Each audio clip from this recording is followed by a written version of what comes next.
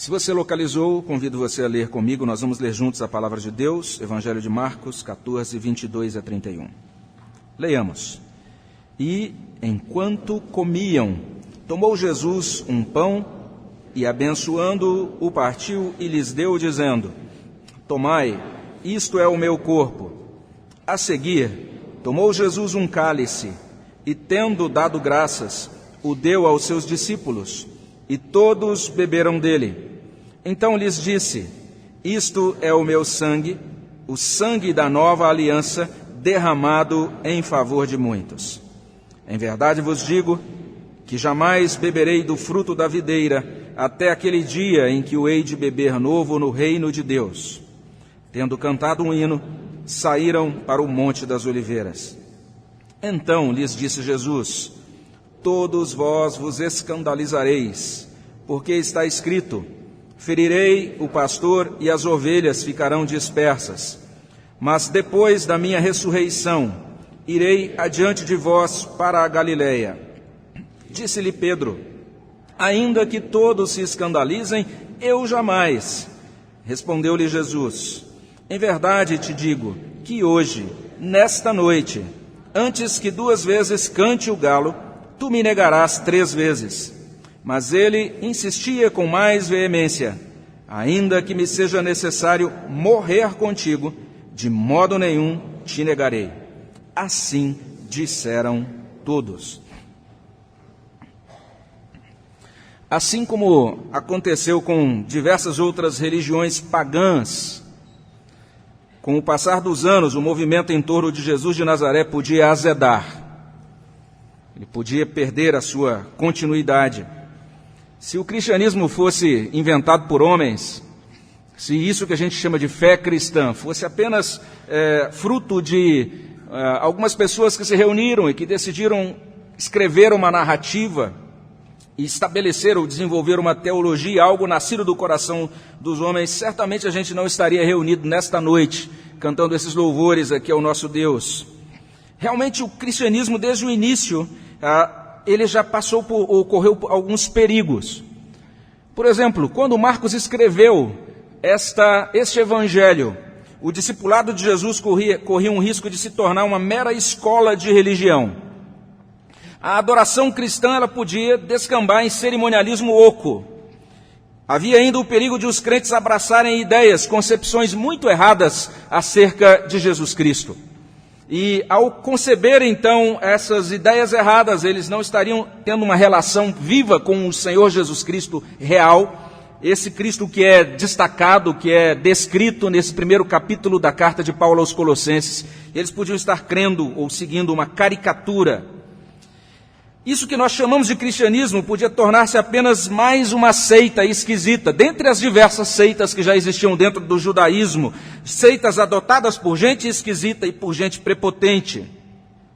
Então, para nos guardar de erros, o Espírito Santo inspirou homens santos a escrever os evangelhos de Mateus, Marcos, Lucas e João. Esses 4 livros são chamados de evangelho quádruplo.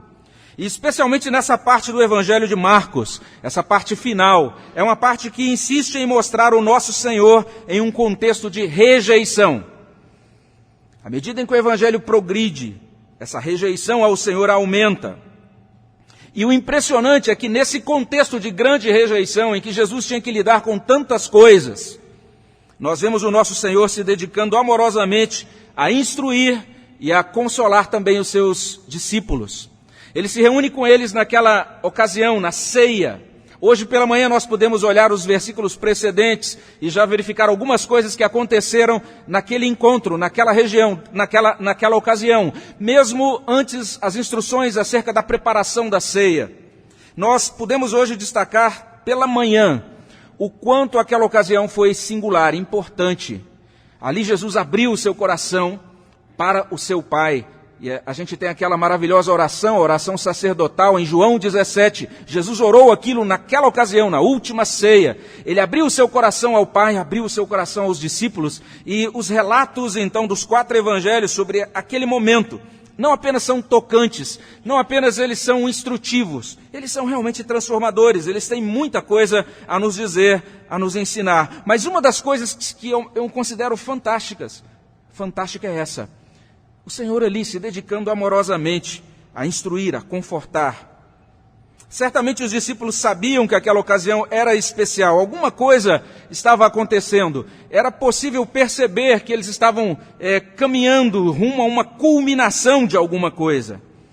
Isso, de certa maneira, começa lá em Marcos, capítulo 8, verso 29, quando Deus começa a conceder mais revelação. E Cristo, então, agora, ele é declarado, o Senhor Jesus, ele é reconhecido como Cristo, naquela declaração tão importante em Marcos 8, 29.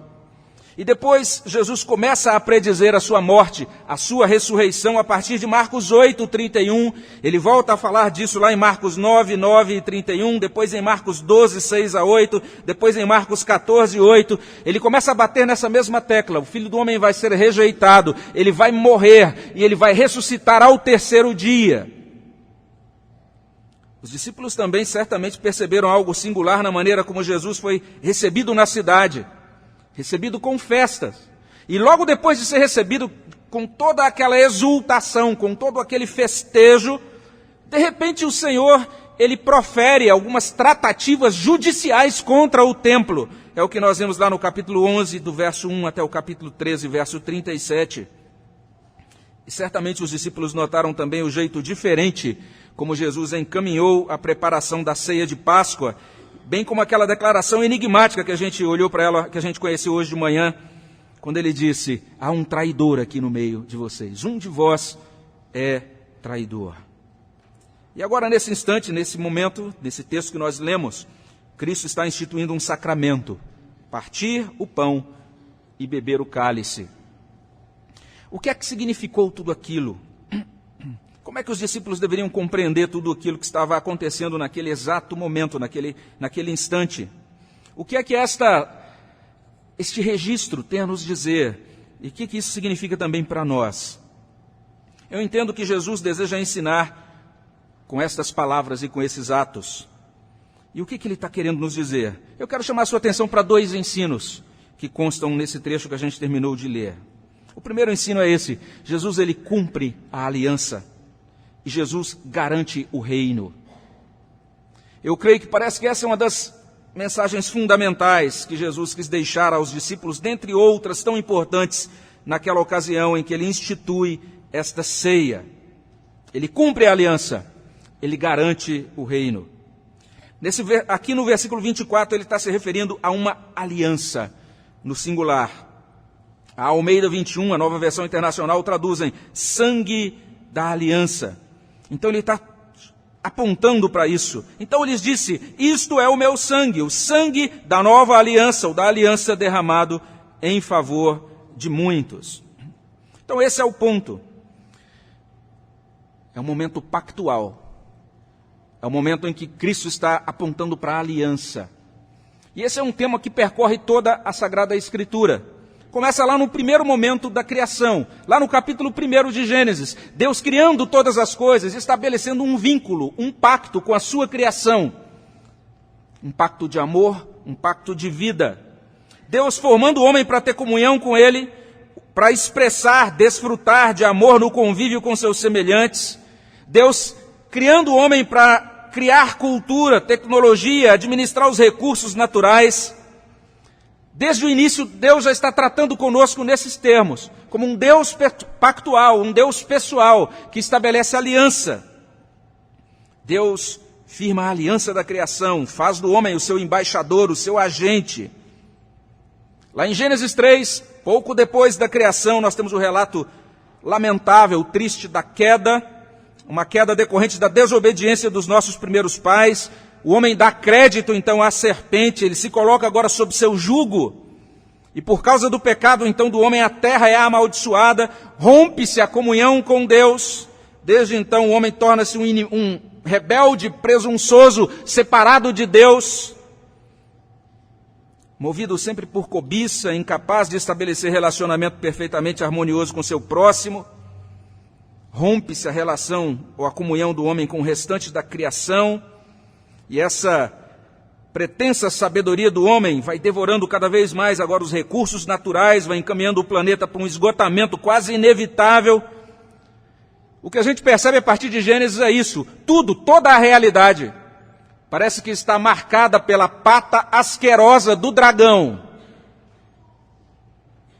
Mas Deus, por pura misericórdia, por misericórdia realmente imerecida, Ele não nos deixa entregues à morte. E para garantir aquela aliança, o cumprimento da aliança da criação, Ele firma o pacto da redenção. Isso já consta lá no iniciozinho, em Gênesis 3,15. Deus promete enviar alguém, Ele promete enviar o descendente da mulher para aniquilar a serpente. E esta aliança é reafirmada de tempos em tempos. Ela é aprofundada, ela é reafirmada. Deus faz isso quando Ele fala, quando Ele estabelece pacto com Noé em Gênesis 9, depois com Abraão em Gênesis 12, Gênesis 15, Gênesis 17, depois com Moisés em Êxodo 19, finalmente com Davi em 2 Samuel 7. E alguns tempos depois de Davi, Deus levanta um profeta, o profeta Jeremias. E o profeta Jeremias, ele anuncia, está lá em Jeremias 31, que Deus estabeleceria uma nova aliança com o seu povo. 4.000 anos após o anúncio de Gênesis 3,15, 500 anos depois de Jeremias, Jesus então toma um pão, Ele abençoa o pão, Ele parte e dá aos discípulos, e em seguida Ele diz, tomai, isso é o meu corpo, ou seja, sirvam-se, comam, é o meu corpo. E depois Ele pega um cálice, tendo dado graças, Ele o dá aos discípulos e diz, este é o sangue da nova aliança derramado em favor de muitos. E essa menção, então, do sangue, ela é reforçada nos versos seguintes, porque a gente vai perceber que Jesus, o pastor, será ferido, lá no verso 27 desse Evangelho de Marcos, desse capítulo que lemos. E a palavra que é traduzida aqui no versículo 27 de Marcos 14, traduzida por ferido, tem um sentido bem amplo. É a mesma palavra usada em Lucas 22:50, quando fala do corte da orelha do servo do sumo sacerdote, e pode significar um ferimento grave, pode significar inclusive morte. Daí então a nova tradução na linguagem de hoje, matarei o pastor. Jesus está apontando para uma profecia.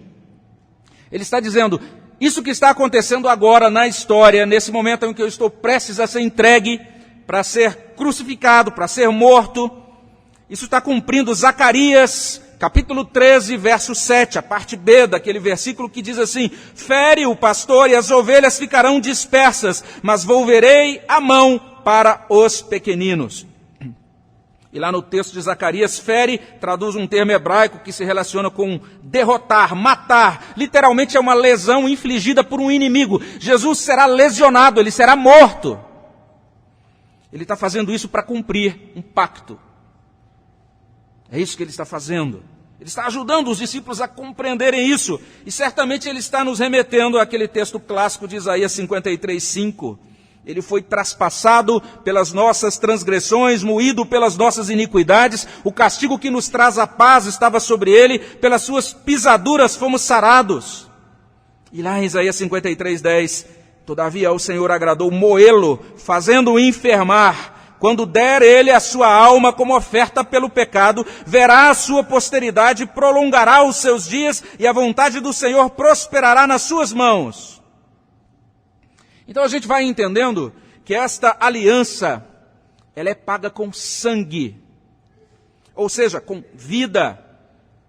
É aquilo que a gente encontra em Levítico, capítulo 17:11, a vida da carne está no sangue, eu vou-lo tenho dado sobre o altar para fazer expiação pela vossa alma, porquanto é o sangue que fará expiação em virtude da vida. Cristo está adiantando isso para os discípulos. Ele derramaria o seu sangue, ele entregaria a sua vida, ele garantiria a aliança.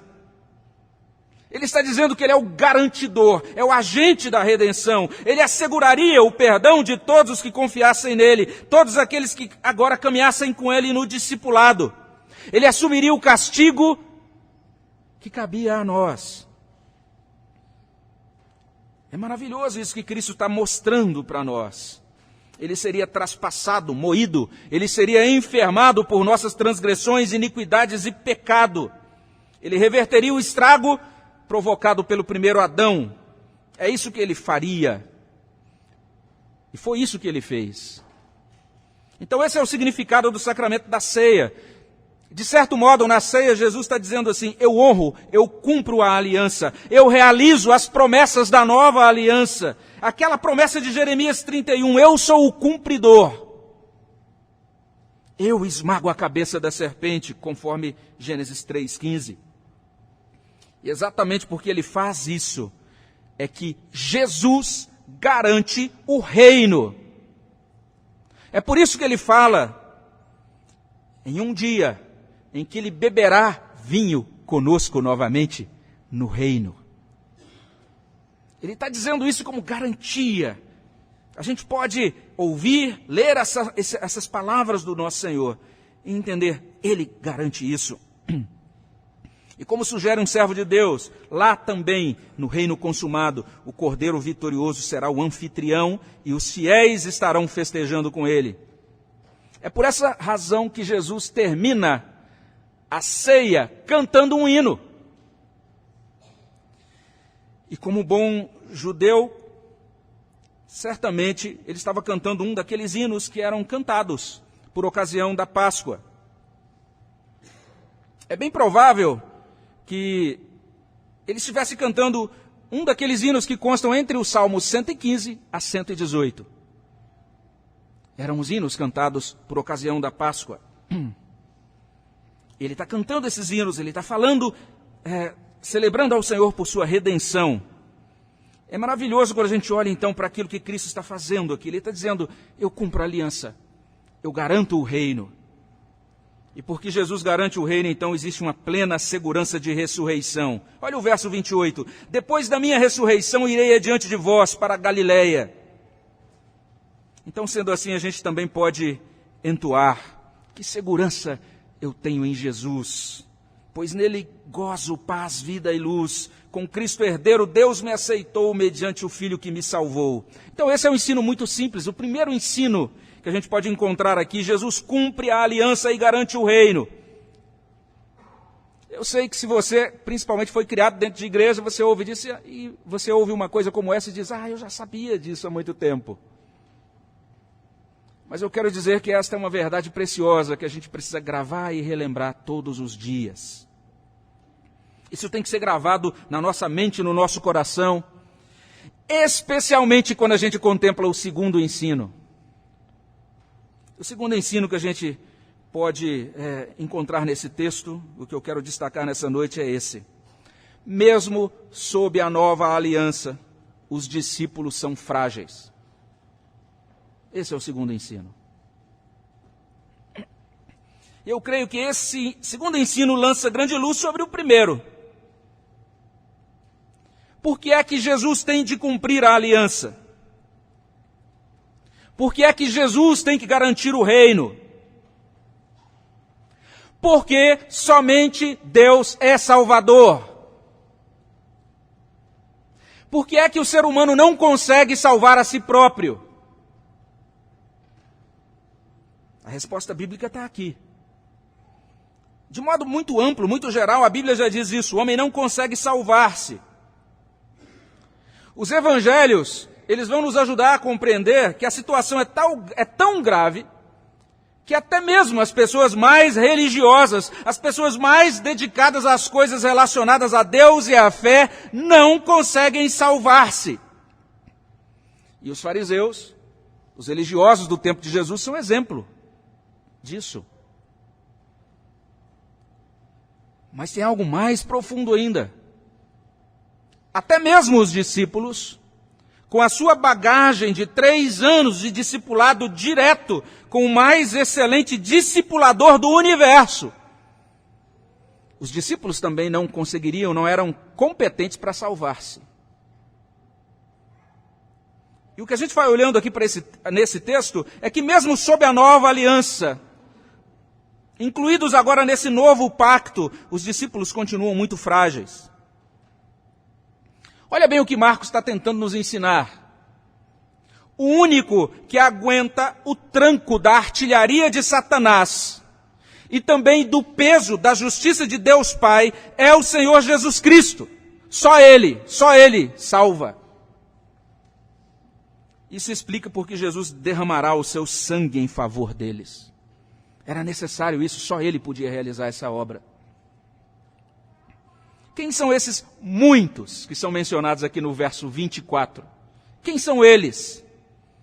São primeiramente os discípulos. Aqueles que estavam sentados com Jesus naquele instante, naquele dia da última ceia.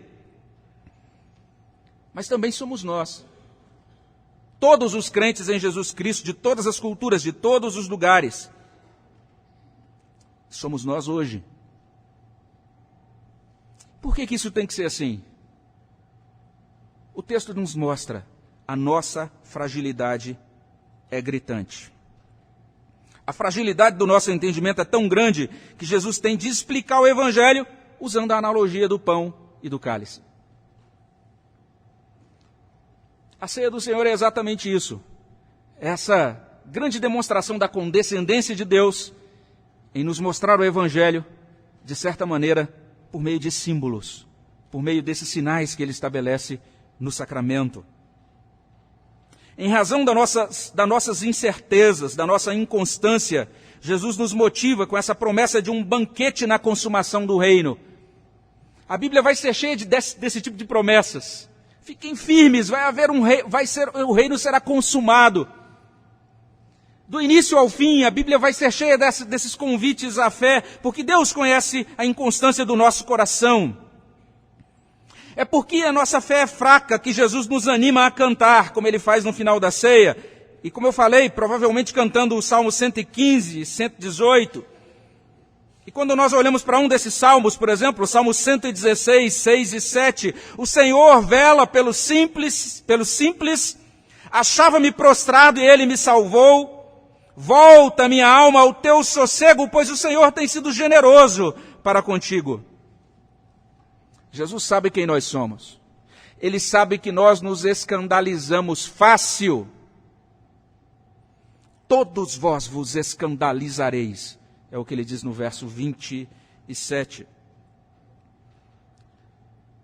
Demora anos para a gente ser firmado em uma verdade de Deus. Mas em poucos segundos a gente se escandaliza com uma pessoa ou se escandaliza com um fato.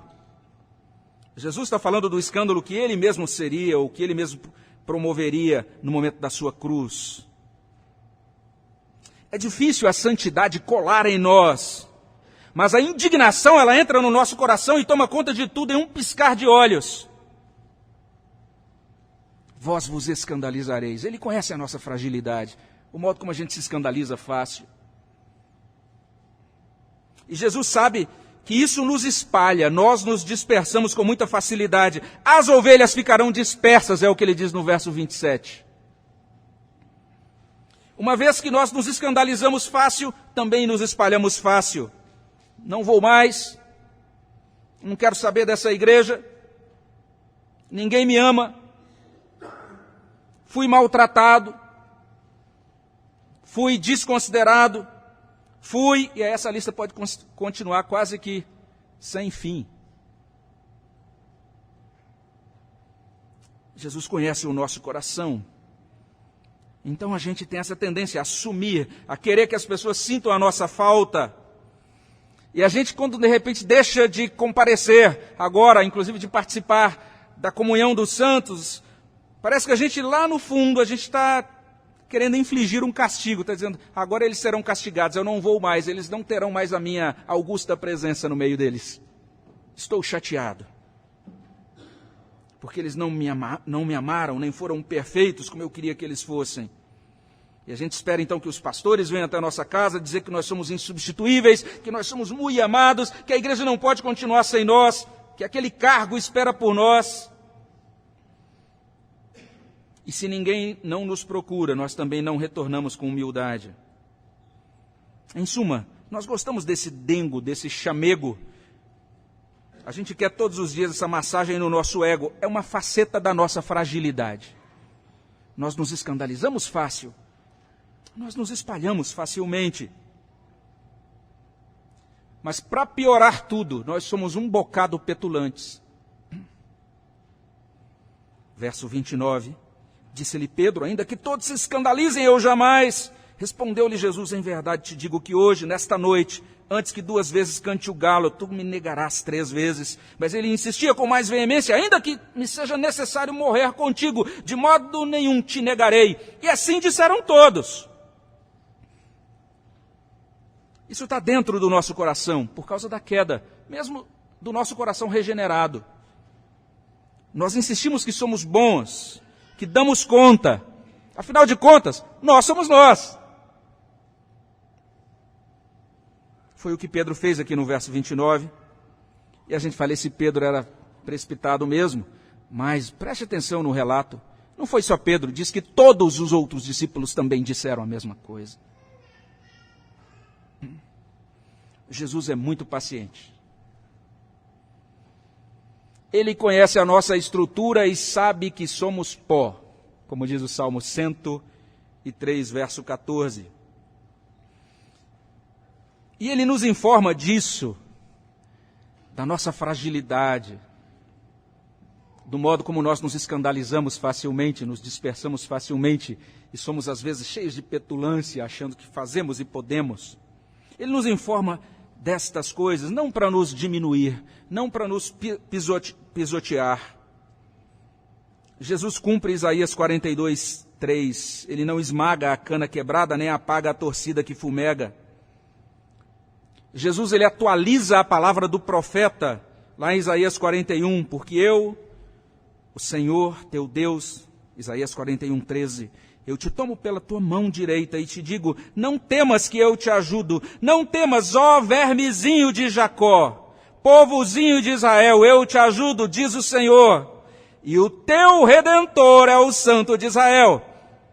Não sei se você prestou atenção nessas palavras proféticas, vermezinho, povozinho.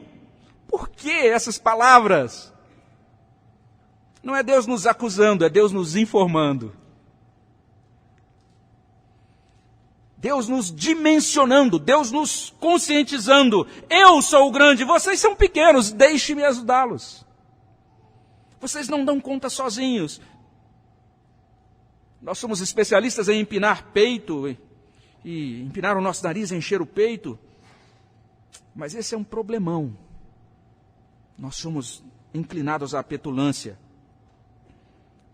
Prestemos atenção, só o sangue, só a morte de Jesus resolve isso. Dito de outro modo, entendamos que a nossa fragilidade é má. Ela não é neutra moralmente. Não se trata de uma fraqueza ingênua. É uma fragilidade alimentada por nosso pecado. E literalmente essa nossa fragilidade perversa levou Jesus à cruz. Como a gente canta lá no hino 108, meu triste pecado por meu Salvador foi pago de um modo cabal. Quem não reconhece isso permanece na morte espiritual. É por isso que o salmista escreve que muito sofrimento terá de curtir o ímpio. Está lá no Salmo 32, verso 10. Mas ele diz, aquele que confia no Senhor, a misericórdia o assistirá. E ele continua, alegrai-vos no Senhor, regozijai-vos, ó justos, exultai, vós todos que sois retos de coração. É a Bíblia dizendo desde o Antigo Testamento que somente os justos, ou seja, aqueles que são justificados pela graça mediante a fé somente esses que confiam em Cristo conseguem alegrar-se em Deus. Então esse é o segundo ensino. Mesmo sob a nova aliança, nós somos muito frágeis. É por isso que nós encontramos imperfeição na igreja. É por isso que nós encontramos tanta imperfeição em nós mesmos. Parece que esse é um enquadramento que Marcos está querendo dar ao relato da ceia. Para que a gente não apenas saiba o que aconteceu, mas que a gente possa se enxergar também nesse relato. Para que aquelas gerações que agora estavam podendo ler o Evangelho, pudessem compreender a singularidade do cristianismo. Não uma religião como as outras, não uma religião inventada por homens, mas essa grande revelação do Deus Criador, que agora está assegurando que o homem que ele criou vai caminhar com ele, obedecendo aos mandatos da criação, garantido pela obra redentora, consumada por Jesus Cristo. Parece que, de certa maneira, Marcos está nos querendo fazer conscientes da nossa maldade e fragilidade. E ele está fazendo isso para que nós, por meio desse diagnóstico, um tanto quanto severo, mas honesto das Escrituras, nós possamos realmente nos voltar para o Deus de graça e misericórdia. Possamos confiar unicamente na misericórdia de Cristo. É assim que tem que ser.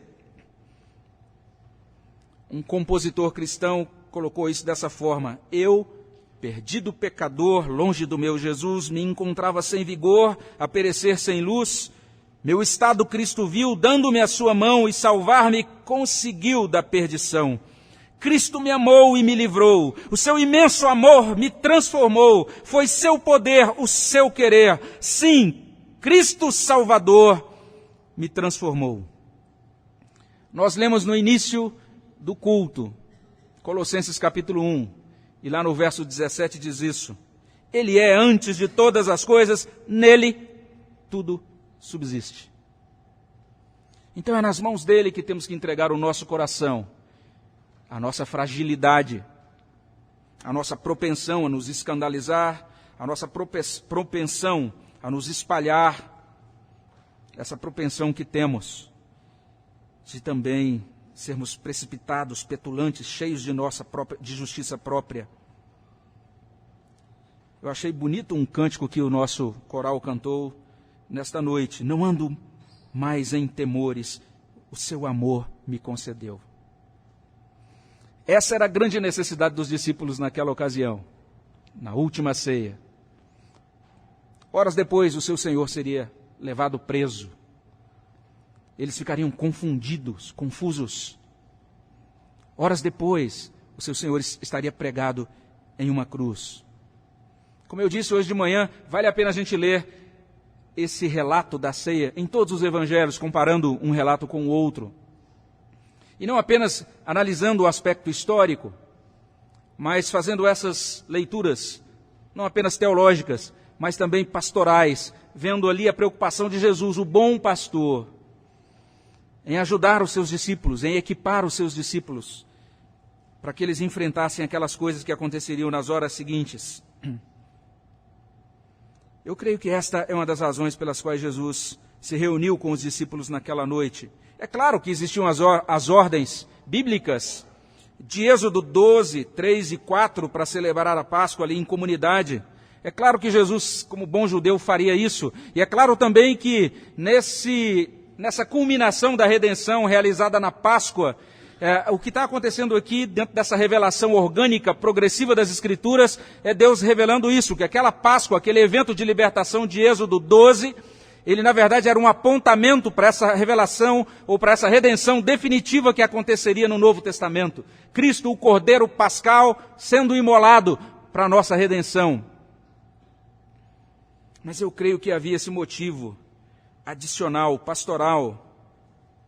Os discípulos precisavam de segurança, de consolação, eles tinham de preparar-se para aquilo que viria, eles precisavam aguardar com fé a promessa da vinda do Espírito Santo como novo Consolador. Os discursos de João, do Evangelho de João sobre Páscoa, estão cheios de promessas sobre isso. Eles precisavam estar certos de que esse Redentor poderoso continuaria intercedendo por eles como sumo sacerdote. E é por isso que ali, naquela ocasião, Jesus fez a oração sacerdotal, já dando aos discípulos uma antevisão: é assim que vai ser a partir de agora. Eu vou estar intercedendo por vocês. Vocês não estarão sozinhos porque vocês são muito frágeis. Parece que Marcos está colocando tudo isso para que a gente tenha essa consciência da nossa maldade e fragilidade, para que a gente confie unicamente na misericórdia de Deus. Mas para que isso seja assim, nós temos de ser muito honestos, muito humildes. Se Pedro de fato ditou esse evangelho a Marcos, se ele está por detrás da redação desse evangelho, aqui em Marcos 14, 29, nós somos brindados com uma franqueza sem tamanho. Pedro ele está se despindo de toda a arrogância. Ele está registrando publicamente o seu pecado, dizendo, olha só o jeito que eu era tolo, olha bem o jeito que eu procedi. Ele podia ter mantido apenas o que consta no verso 31, que todos os discípulos comprometeram-se a jamais negar o Senhor Jesus, mas ele abre o jogo com Marcos. Ele abre o jogo conosco. Trocando em miúdos, Pedro deixa aparecer a sua horrível e a sua triste petulância. Mas quando ele faz isso, só o fato da gente admitir, olha como é o meu coração, como eu preciso realmente confiar unicamente na misericórdia de Deus.